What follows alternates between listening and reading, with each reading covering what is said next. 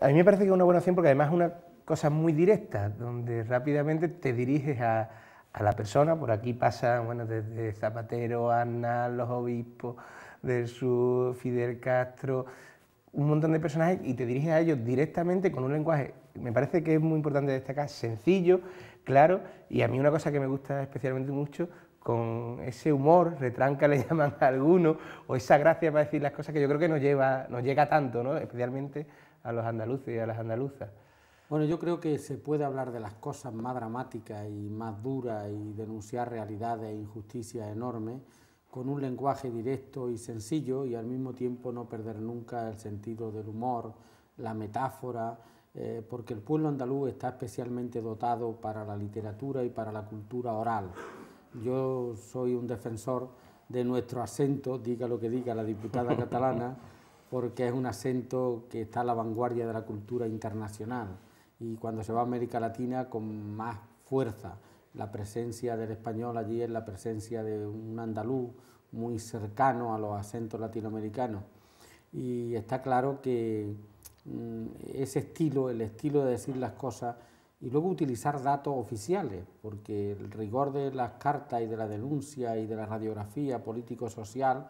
está en que las cartas tienen datos oficiales. No hay que exagerar ningún dato ni aportar nada desde el punto de vista ideológico y político que no esté basado en datos reales, en datos oficiales, en datos de las propias instituciones públicas de Andalucía y de España. Yo creo que esa es una de las cosas que más me ha sorprendido al leerlo, porque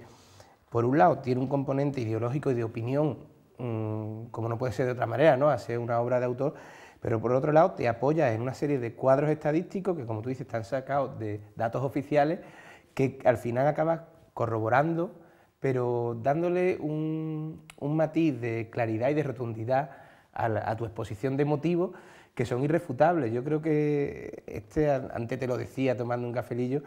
va a ser un libro utilizado mucho en las universidades cuando haya que referirse a ciertos temas, ¿no? Sociológicos y políticos y de la realidad andaluza especialmente, aunque también das datos de todos los temas prácticamente de los que habla. Esta recopilación de datos pues tiene también un trabajo detrás, ¿no? No es solamente el sentarse y escribir lo que uno piensa, sino además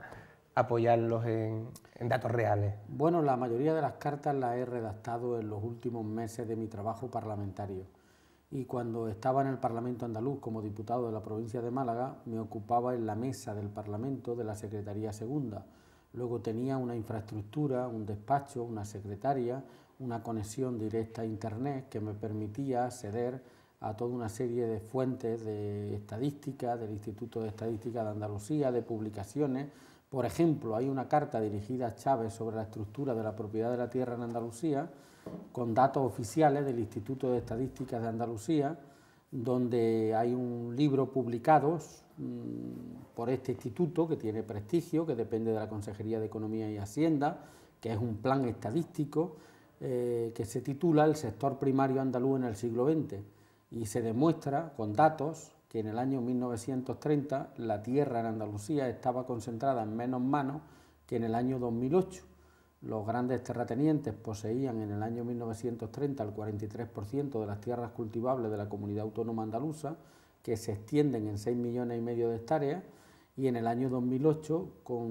concentran y poseen el 53% de las tierras cultivables en Andalucía. Se puede estar a favor o en contra de la reforma agraria. Se puede discrepar si es una medida económica y política y social que se adecua al siglo XXI